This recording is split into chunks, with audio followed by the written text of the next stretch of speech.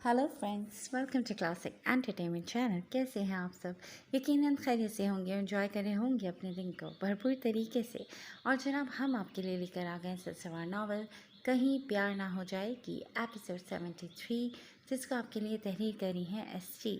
तो फिर जल्दी से चलते हैं नावल की तरफ। मगर उससे पहले अगर आपने अभी तक हमारे चैनल को लाइक और सब्सक्राइब नहीं किया तो इसको सब्सक्राइब करें, आइकन बटन दबाएं ताकि आपको हमारी नई और नई वीडियो सबसे पहले देखने को मिले। तो चलते हैं नावल की तरफ। खाने के बाद अमल भी आशा के पास चली आई थी। आओ बैठो अमल।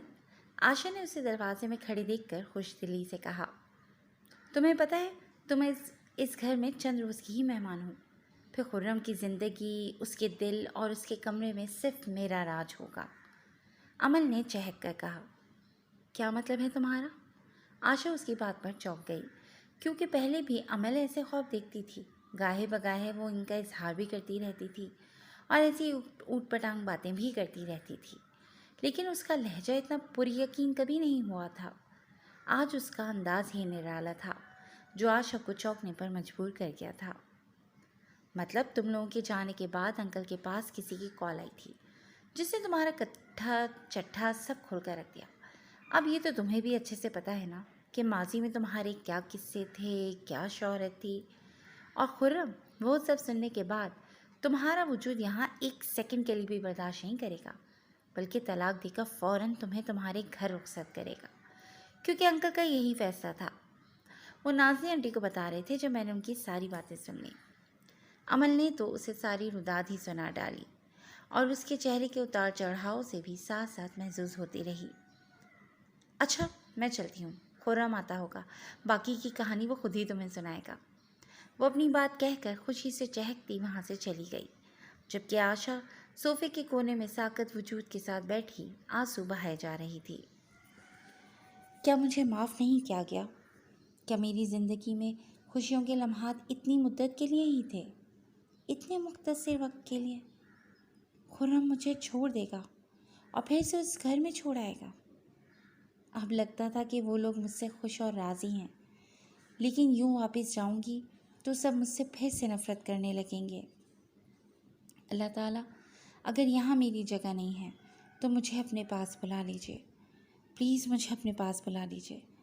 अम्मा अब्बा, आप लोग मुझे यहाँ क्यों और किस आसे पर छोड़ गए? मुझे भी अपने साथ ही ले जाते। ये दुनिया मुझ जैसों के लिए नहीं है, मुझे भी अपने पास बुला लें। इन तमाम तर सोचों के साथ अब वो हाथों में मुँह छुपाए बिलक रही थी। जब खुर्रम अंदर दाखिल हुआ तो वो आशा को यूं रोते देखकर ठटक गया। दरवाज़ा बंद करके तेज़ कदम उठाता वो उसकी तरफ आया और उसकी हालत देखकर लम्हा भर को अपनी सारी परेशानी भूल बैठा। आशा, क्या हुआ है आपको? आप ठीक तो है ना? किसी ने कुछ कहा है? प्लीज़ मुझे बताएं, यूं क्यों रो रही हैं आप? वो फर्श पर पंजों के बल बैठता, उसके घुटनों पर कोहनियाँ टिकाए उसके चेहरे को दोनों हाथ के प्याले में लिए, दोनों हाथों के अंगूठे उसके रुखसारों पर गड़ता उसके आंसू चुनने में माफ था और साथ ही साथ तफक्कुर भरे लहजे में पैर दर पैर कई सवाल कर गया। आप कहाँ चले गए थे?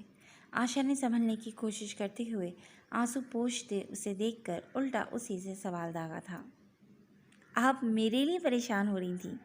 अरे मैंने कहाँ जाना है, मैं तो बस लाइब्रेरी में पापा के साथ गपशप लगा रहा था। आप तो यूँ रो रही हैं जैसे पता नहीं मैं ये दुनिया ही छोड़कर चला गया हूँ। खुर्रम ने वहाँ से उठते अब उसके पास बैठते उसे अपने बाजू के हसार में लिए अपने सीने से लगाना चाहा। जब आशा ने उसकी आखिरी बात पर बेसाख्ता ही उसकी अधूरी बात पर उसके लबों पर अपना हाथ रखते हुए उसे खामोश करवा दिया। अल्लाह ना करे आपको मेरी भी उम्र लग जाए, कैसी बातें कर रहे हैं? आशा ने पहली बार उसे देखकर खफगी का इजहार किया था, जो इस सूरत हाल में भी खुर्रम को अच्छा लगा था। नहीं, मेरी ख्वाहिश है कि हम एक साथ जिएं, बल्कि लंबी खुशियों से भरपूर ज़िंदगी जिएं और हमारे 4-5 बच्चे हों। आप क्या कहती हैं इस बारे में? खुर्रम ने मुस्कुराते हुए उसके मूड को बेहतर बनाने के लिए शरारत भरे अंदाज में कहा, जबकि आशा तो उसकी बात पर झेप कर रह गई। खुर्रम उसके आवाज़ पर बिखरे रंगों को तकने में महव था जब आयशा ने उसका ध्यान भटकाने को सवाल किया। पापा क्या कह रहे थे? आशा पहले तो उसकी बात पर शर्मा गई, لیکن دوسرے ہی لمحے عمل کی باتیں جو ذہن میں گڑمٹ کر رہی تھیں، اس لیے بات بدل کر وہ اصل بات کی طرف آ گئی۔ پاپا، کچھ خاص نہیں، بس کاروباری معاملات پہ بات چیت کر رہے تھے۔ میں چینج کر لوں؟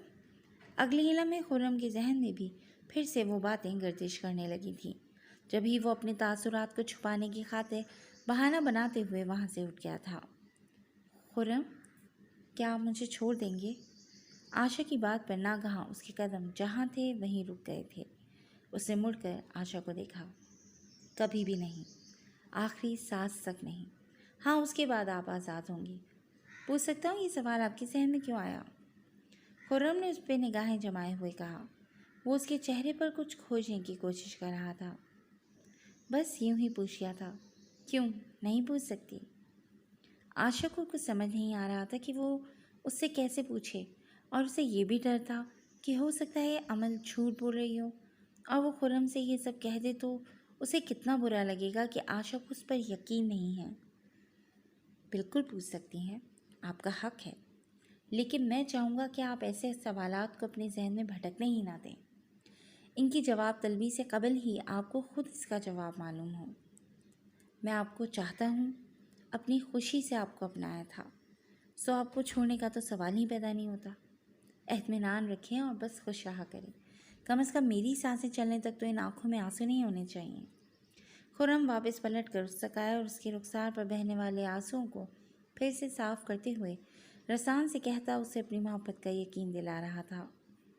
اب آپ نے ایسی کوئی بات کی تو میں واقعی میں آپ سے ناراض ہو جاؤں گی۔ آشا نے اس کی آخری بات پر جھنجھلائے ہوئے منہ بسورے ہوئے کہا۔ اوکے بابا، سوری، اب کبھی بھی نہیں کہوں گا۔ بس شرط ہے کہ آپ میری محبت پر یقین رکھتے ہوئے بس خوش رہا کریں۔ خرم نے رسان سے کہا تو جواب میں آشا بھی سر کو اس بات میں ہلا گئی۔ فی الوقت اس نے آشا کو کچھ نہیں بتایا تھا۔ وہ نہیں چاہتا تھا کہ وہ اسے پریشانی میں مبتلا کرے۔ وہ چاہتا تھا کہ وہ اس کے رہنے کے لیے کوئی ارینجمنٹ کر لے، تبھی ساری بات اسے بتائے۔ وہ ڈریسنگ روم کی طرف قدم بڑھا گیا، جبکہ وہ بھی اس کے اقرار محبت پر اب خود کو تسلیاں دینے میں مشغول تھی۔ رات کا پچھلا پہر تھا جب آشا کی آنکھ کھلی۔ کروٹ بدلتے ہوئے اس نے جیسے ہی بازو پھیلایا تو اسے احساس ہوا کہ دوسری طرف کوئی نہیں۔ اچانک سے ہی اس کی نیند ٹوٹی۔ وہ اٹھ کر بیٹھ چکی تھی۔ اسے اٹھ کر بیٹھتے ہوئے کمرے میں نگاہ دوڑائی تو اس کے علاوہ وہاں کوئی نہیں تھا۔ کچھ دیر تک وہ انتظار کرتی رہی، لیکن اب اسے فکر ہونے لگی تو اس نے اٹھ کر واش روم کے دروازے پر نوک کیا، لیکن جواب ندارد، مطلب وہاں کوئی نہیں تھا۔ وہ کمرے کے ساتھ بنے ٹیرس کی طرف آئی تو خرم وہاں بھی نہیں تھا۔ ریلنگ پر ہاتھ رکھے وہ جیسے ہی مڑنے کو تھی، اس کی نظر نیچے بنے وسیع و عریض لان پر پڑی، جہاں خرم پشت پر دونوں ہاتھ باندھے ٹہل رہا تھا۔ آشا کو پل میں ہی لگا کہ عمل کی کہی گئی باتیں سچ تھیں۔ وہ اب تیزی سے لان کی طرف قدم بڑھا رہی تھی۔ خرم، اس کے قریب پہنچتے ہی آشا نے اسے مخاطب کیا تھا۔ ارے آپ یہاں؟ آشا کی آواز پر خرم کے خیالات کی ڈور ٹوٹی اور وہ اسے اپنے پیچھے دیکھ کر چونک گیا۔ میری آنکھ کھلی تو آپ روم میں نہیں تھے، میں پریشان ہو گئی تھی۔ ٹیرس میں دیکھا تو آپ نیچے ٹہلتے نظر آئے۔ مجھے کیوں ایسا لگ رہا ہے کہ جیسے آپ مجھ سے کچھ چھپا رہے ہیں؟ کوئی بات ہے جو آپ کو پریشان کر رہی ہے؟ آشا نے اس کی آنکھوں میں جھانکتے ہوئے پوچھا۔ نہیں تو، ایسا تو کچھ بھی نہیں ہے، بس آج نیند نہیں آ رہی تھی تو نیچے آ گیا، اور تو کچھ بھی نہیں۔ خرم مجھ سے نظر چرا گیا تھا۔ پاپا کو ہمارے جانے کے بعد کس نے کال کی تھی؟ کیا وہ احمد آغا تھا؟ اور اس بار کوئی بہانہ مت بنائیے گا، کیونکہ مجھے بھی سب کچھ پتہ چل چکا ہے۔ بس ایک بار آپ کے منہ سے سن کر تصدیق چاہتی ہوں۔ کچھ دیر کی خاموشی میں آشا الفاظ کو ترتیب دینے کے بعد گویا ہوئی۔ اس نے محسوس کر لیا تھا کہ خرم اسے خود سے کچھ نہیں بتائے گا۔ اس کی تکلیف کو بانٹنے کے لیے اس نے خود ہی بات میں پہل کرتے ہوئے ایسے سوال کیے کہ شاید اب وہ اس سے کچھ نہ چھپائے۔ تو آپ کو پتہ چل ہی گیا؟ جی، مجھے بھی پاپا کی باتوں سے یہی لگ رہا ہے کہ احمد نے ہی پاپا کو کال کی تھی، اور اس نے بہت غلط باتیں کی ہیں جو اب اسے نہیں کرنی چاہیے۔ میں سوچ رہا ہوں کل ہی اس سے مل کر پوچھا ہوں کہ آخر وہ چاہتا کیا ہے۔ خرم نے آخر تسلیم کر ہی لیا، لیکن اپنے تاثرات سے وہ اندر بڑھتی تکلیف کو ظاہر کرنے سے کترا رہا تھا۔ جب ہی بے تاثر سے چہرے کے ساتھ اپنی بات کرتا، ابھی بھی بہت کچھ چھپا گیا۔ پہلے جو بھی تھا، لیکن اب آشا اس کی بیوی، اس کی عزت تھی، پھر وہ کیسے امر کی ساری بکواس برداشت کرتا؟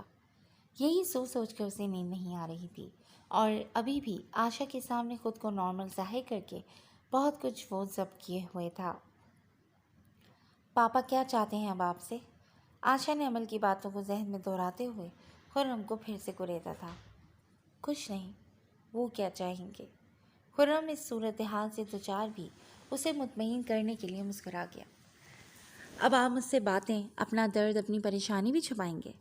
آشا نے شکوے بھرے انداز میں کہا۔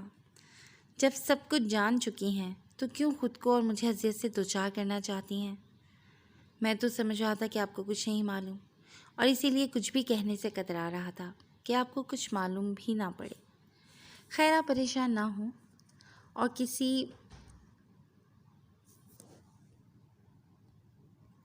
اندیشے کو دل میں جگہ دینے کی ضرورت نہیں ہے، کیونکہ آپ کے دل میں فقط میری جگہ ہونی چاہیے۔ میں پورے حق سے اس میں رہنا چاہتا ہوں۔ خرم نے اس کا رخسار تھپتھپاتے ہوئے کہا۔ اگر وہ آپ کو مجھے چھوڑنے کا بولیں گے تو آپ کیا کریں گے خرم؟ آشا نے قدرے جھجکتے ہوئے اس پر اپنی پریشانی ظاہر کی۔ وہ مجھ سے یہ بات بول چکے ہیں آشا، لیکن اطمینان رکھیں، میں آپ سے کیے گئے اپنے عہد کو آخری سانس تک نبھاؤں گا۔ 1-2 دن میں تمام انتظامات مکمل کر لوں گا تو پھر ہمیں یہاں سے جانا ہوگا۔ خرم نے اس کے دونوں ہاتھوں کو اپنے ہاتھوں میں لیے ان پر گرفت مضبوط کرتے ہوئے حالات پر روشنی ڈالی۔ میری وجہ سے آپ کو یہ سب چھوڑنا پڑ رہا ہے نا؟ اور آپ کے والدین بھی؟ نہیں خرم، میں نے والدین کے بغیر زندگی گزاری ہے، اور میں ان والدین کا درد بھی اچھے سے سمجھ سکتی ہوں، اور آپ کا بھی۔ آپ میری وجہ سے انہیں چھوڑ کر مت جائیں، بس مجھے ہی میرے حال پر چھوڑ دیجیے، ورنہ میرے ساتھ کی وجہ سے آپ کو جانے آگے کون کون سے امتحان دینے پڑیں۔ آشا کی آنکھوں سے پہلا آنسو ٹپک کر خرم کے ہاتھ کی پشت پر جا گرا۔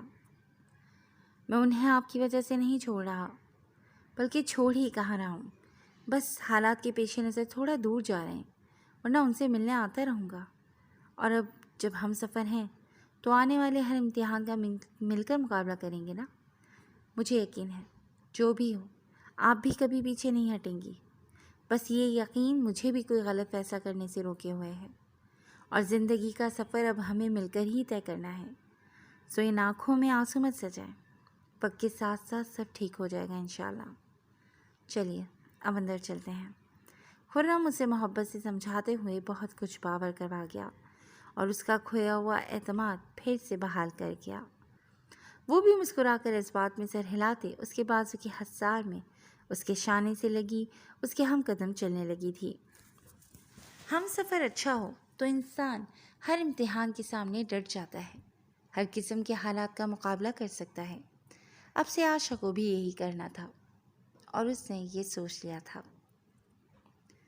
گھر پہنچے ہی احتشام لمبے لمبے ڈگ بھرتا سیدھا اپنے کمرے میں آیا تھا۔ وہ سگریٹ اور لائٹر اٹھائے کمرے سے ملحقہ ٹیرس کی طرف آ گیا۔ احتشام پلیز ایک دفعہ میری بات سن لیں۔ سارا بھی کمرے میں آنے کے بعد متلاشی نگاہوں سے اسے ڈھونڈتی ہوئی ٹیرس کی طرف آ گئی تھی۔ سارا پلیز، مجھے کچھ نہیں سننا۔ احتشام نے اس کے وہاں آتے ہی ہاتھ کے اشارے سے اسے خاموش کروانا چاہا۔ سننا پڑے گا احتشام، اب کی سارا نے ڈھٹائی سے کہا۔ ان رپورٹس کے بعد اب کیا سنانا چاہتی ہو تم؟ یا اب ان رپورٹس کو بھی جھٹلا دو گی اور کہو گی کہ یہ سب جھوٹ ہے؟ احتشام اس کی ڈھٹائی پر بگڑ گیا تھا۔ ہاں، میں اس رپورٹ کو نہیں مانتی۔ اگر آپ کو مجھ پر یقین نہیں ہے تو ہم صبح کسی اور ہاسپٹل چلیں گے، سارا نے اس طرف آتے ہی کہا۔ کیوں؟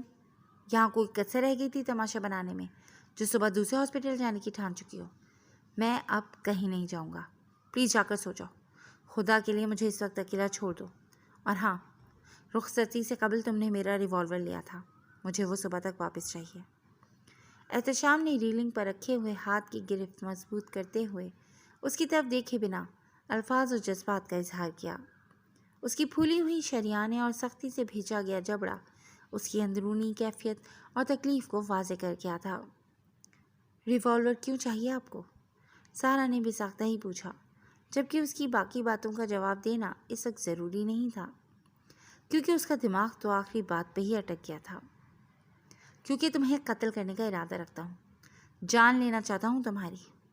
احتشام مڑا اور اب کہ اس کی نم آنکھوں میں اپنی لال انگارہ آنکھیں گاڑے ہوئے شدت کرب سے بولا۔ سارا اس کی بات سن کر کچھ ثانیے دکھ و تعصب سے اس کی نگاہوں میں جھانکنے کے بعد اپنے لیے اس بے اعتباری کو برداشت نہیں کر پائی، جبھی فوراً سے اندر کی طرف قدم بڑھا گئی۔ وہ ریوالور جو اس نے اس رات احتشام کے کمرے سے اٹھایا تھا جب وہ رخصتی سے قبل آشا کے روم میں ہوا کرتی تھی، اس نے وہیں چھپا دیا تھا۔ لیکن رخصتی کے بعد اسے ایک روز خیال آیا تو وہ ریوالور وہاں سے اٹھائے اوپر اپنے کمرے میں لے آئی تھی اور وارڈروب میں اپنی سائڈ پر جہاں اس نے اپنے کچھ سوٹ تہہ کر کے رکھے تھے ان کے نیچے ہی چھپا دیا تھا۔ وہ تو اسے رکھ کر گویا بھول ہی گئی تھی، کبھی ضرورت ہی نہیں پڑی تھی، لیکن آج وہ احتشام کو چاہیے تھا۔ سہارا نے سوچا شاید اسے مار کر احتشام کیا نہ اور غیرت کو تسکین مل جائے۔ حالانکہ وہ سوچتی تھی کہ وہ بے قصور ہے، لیکن اس کے سوا کوئی حل نہیں تھا۔ اسی لیے آج اسے ریوالور ڈھونڈنے میں دقت پیش نہیں آئی، بلکہ اگلے کچھ ہی منٹوں میں وہ ریوالور لیے پھر سے اس کے پاس ٹیرس میں موجود تھی۔ شوق سے قتل کیجیے احتشام آغا، کیونکہ یہ موت میرے لیے اس موت سے کہیں بہتر ہوگی جو آپ مجھے بے یقینی، بے اعتنائی اور نفرت و شک کی بھیٹ چڑھا کر مارنا چاہتے ہیں۔ سارا نے ریوالور کی طرف بڑھاتے ہوئے سکون سے کہا، جیسے ابھی احتشام آغا اس کا قصہ تمام کر دے گا اور وہ کم از کم سکون کی موت تو مرے گی، کیونکہ زندہ رہ کر بھی وہ احتشام کی آنکھوں میں اپنے لیے بے اعتباری رقم نہیں دیکھ سکتی تھی۔ احتشام نے میگزین نکالا اور اس میں گولیاں چیک کرنے کے بعد اسے میگزین واپس لگا دیا تھا۔ پسٹل کو لاک کرنے کے بعد وہ ٹریگر پر انگلی رکھے اب سارا پر ریوالور تانے کھڑا تھا۔ اس کی آنکھوں کے کناروں پر بھی نمی اتر آئی تھی۔ اسے کیا معلوم تھا 2 دن کا یہ کٹھن انتظار ختم ہوگا تو اپنے ساتھ اس کے لیے ایسی اذیت لے آئے گا جو اسے اندر تک مار ڈالے گی۔ احتشام آغا کم آن، شوٹ ہیئر اینڈ کل می۔ سارا نے احتشام کے خود پر تانے گئے ریوالور پر اپنا ہاتھ رکھا اور ریوالور کو خود سے بالکل قریب تر کرتے ہوئے اپنے دل کے مقام پر رکھتے ہی احتشام کی آنکھوں میں آنکھیں ڈالے ہوئے کہا، فکر نہیں کرو احتشام آغا، خود کو تو ختم کر سکتا ہے، لیکن اتنی بڑی جسارت کی ہمت نہیں رکھتا، اتنا حوصلہ نہیں ہے مجھ میں سارا۔ احتشام نے اس کے دل کے مقام سے ریوالور ہٹاتے ہوئے شکست خوردہ لہجے میں کہا۔ وہ اب ٹریگر پر انگلی رکھے یوں ہی ریوالور سامنے اندھیرے میں کیے جانے کس کا نشانہ لیے ہوئے تھا۔ جاؤ، جا کر سو جاؤ، احتشام نے اس سے کہا تو وہ احتشام کو دیکھ کر رہ گئی۔ اور آپ؟ سارا کے لبوں سے بے ساختہ ہی سوال ادا ہوا تو وہ جواب کی منتظر اسے دیکھ رہی تھی، جو اب تک خلا میں جانے کس کا نشانہ لیے ہوئے ریوالور تانے کھڑا تھا۔ میری فکر کرنے کی ضرورت نہیں ہے تمہیں، ویسے بھی جو انگاروں میں لوٹ رہے ہوں ان کی آنکھوں میں نیند کب اترتی ہے، پلیز مجھے اکیلا چھوڑ دو۔ احتشام نے کرب سے ریوالور والے ہاتھ کو نیچے جھٹکتے ہوئے کہا، آپ ایسا نہیں کر سکتے، جسے گناہ گار سمجھا جائے پھر سزا بھی اسے ہی دی جاتی ہے، نہ کہ خود کو۔ اگر اتنی ہمت نہیں تھی تو جھوٹ کہہ کر مجھ سے ریوالور کیوں منگوایا؟ یہ واپس دے دیجیے مجھے۔ سارا تو پہلے ہی اوسان خطا کیے بیٹھی تھی، لیکن احتشام کی باتوں سے اسے لگتا تھا کہ وہ پاگل ہو جائے گی۔ احتشام کی حالت دیکھ کر اب تو اسے بالکل بھی اکیلا نہیں چھوڑ سکتی تھی، جبکہ اس کے پاس ریوالور بھی تھا۔ ایسے میں وہ کیسے چلی جاتی؟ جبھی اس نے احتشام سے ریوالور چھیننے کی ناکام کوشش کی، لیکن احتشام کی گرفت مضبوط تھی۔ فکر نہ کرو، جس کا قصور ہے اسے ہی سزا دوں گا، تم بے فکر ہو کر سو جاؤ، کیونکہ اب تو تمہیں آرام کی بھی ضرورت ہے نا۔ احتشام کا لہجہ کاٹدار تھا۔ آخری بات پر مارے اذیت کے وہ لب کچل کر رہ گیا اور ریلنگ پر پوری قوت سے ہتھیلی لے ماری اور اپنی ہی کہی گئی بات پر شدت کرب سے دھاڑا۔ آہ! سارا پل میں ہی لرز گئی۔ احتشام نے جو کچھ کہا تھا سارا کہاں اس کی سن رہی تھی، وہ تو بس اس کے ہاتھوں سے وہ ریوالور لے لینا چاہتی تھی اور بچا رہی تھی اس وقت کو جب وہ اس کی بات کا اپنے انداز میں مطلب لیتے ہوئے ریوالور لینے گئی تھی کہ واقعی وہ سارا کو شوٹ کرنا چاہتا ہے۔ کاش کہ وہ یہ غلطی نہ کرتی۔ اب وہ بری طرح پچھتا رہی تھی۔ جو اس کا ذمہ دار ہے اسے تو نہیں چھوڑوں گا اب میں۔ ٹھیک کہا تم نے، مجھے اسے ہی سزا دینی چاہیے۔ وہ اتنے سکون سے کیسے رہ سکتا ہے؟ احتشام ہذیانی کیفیت میں کہتا ٹیریس سے کمرے کی طرف آیا، کیونکہ اس کا اشارہ احمد کی طرف تھا۔ اب وہ اس کے پاس جانے کا ارادہ باندھے ہوئے تھا۔ جب لمحوں میں ہی سارا اس کی بات سمجھ تھی، پھر سے اس کے سامنے دیوار بن کر کھڑی ہو گئی۔ سارا پلیز میرے راستے سے ہٹ جاؤ ورنہ میں کچھ کر گزروں گا۔ احتشام اس کی اس حرکت پر سخت غصے میں غرایا۔ نہیں احتشام، میں آپ کو کہیں نہیں جانے دوں گی۔ اگر آپ کو مارنا ہی ہے تو مجھے ماریے۔ دوسروں پر ریوالور تان کر آپ اپنی ہی بیوی کا کردار سب کی نگاہوں میں کیوں مشکوک بنانا چاہتے ہیں؟ میں ایسا نہیں ہونے دوں گی۔ آپ تو مجھے واز دیا کرتے تھے، اب کہاں گئی وہ بڑی بڑی باتیں؟ کیا اب آپ کو میرے کردار کی پرواہ نہیں ہے، جو یوں سر عام میری عزت اچھال دینا چاہتے ہیں؟ مجھے بد کردار ثابت کرنے پر تل چکے ہیں۔ آپ کہہ رہے تھے کہ مجھے آپ کی قربتوں پر اعتراض تھا، تو یہ سب کیسے؟ احتشام آغا، آپ میری پہلی اور آخری چاہت ہیں۔ یقیناً میں مکمل طور پر آپ کی ہوں اور آپ کے لیے ہوں۔ اور آپ نے کیسے سوچ لیا کہ سارا زندگی میں کسی نامحرم کو اتنی رعایت یا اجازت دے سکتی تھی یا دے سکتی ہے؟ کبھی بھی نہیں احتشام آغا، مر کے بھی نہیں۔ ارے میں مر جاتی، لیکن آپ کے سوا کسی کو یہ حق کیسے سونپ سکتی تھی؟ کیسے کسی کو بھی اجازت دے سکتی تھی؟ لیکن آپ کی نظر میں سارا کا کردار اتنا ہی کمزور نکلا؟ بس بہت ہو گیا۔ اگر آپ کو یہی سمجھنا ہے تو ٹھیک ہے، یہی سمجھے۔ اب میں آپ کو مزید اپنے کردار کی کوئی گواہی نہیں دوں گی۔ آپ میں جرت نہیں ہے نا، لیکن مجھ میں ہے، اور مجھے اب زندہ نہیں رہنا احتشام، بس۔ ویسے بھی سب کی نظروں سے گر کر میں جی کر بھی کیا کروں گی؟ مجھے مر ہی جانا چاہیے۔ وہ سسکتی ہوئی حواس باختگی میں احتشام سے چھینا جھپٹی پر اتر آئی تھی۔ وہ احتشام سے ریوالور لے لینا چاہتی تھی۔ احتشام جو اس کی باتیں سن کر حق دک سا کھڑا تھا، اس اچانک افتاد کے لیے تیار نہیں تھا۔ جب ہی اچانک حملے کو روکنے کی کوشش میں احتشام کی ٹریگر پر رکھی انگلی پر دباؤ بڑھا اور اچانک سے فائر ہو گیا۔ یکلخت ہی خوف سے سارا کی چیخ بلند ہوئی تھی، جبکہ احتشام کے ہاتھ سے ریوالور چھوٹ کر نیچے جا گرا تھا۔ جی فرینڈز، آج کے لیے بس اتنا ہی۔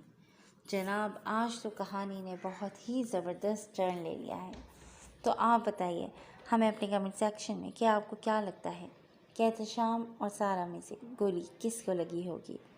اور جاننے کے لیے کہ آگے کیا ہونے والا ہے، جڑے رہیے گا کلاسک انٹرٹینمنٹ کے ساتھ، جہاں بہت جلد ہم ایک نئی ایپیسوڈ لے کر آئیں گے۔ جلد اپنا خیال رکھیے گا۔ ٹیک کیئر اینڈ اللہ حافظ۔ پاپا کیا کہہ رہے ہیں؟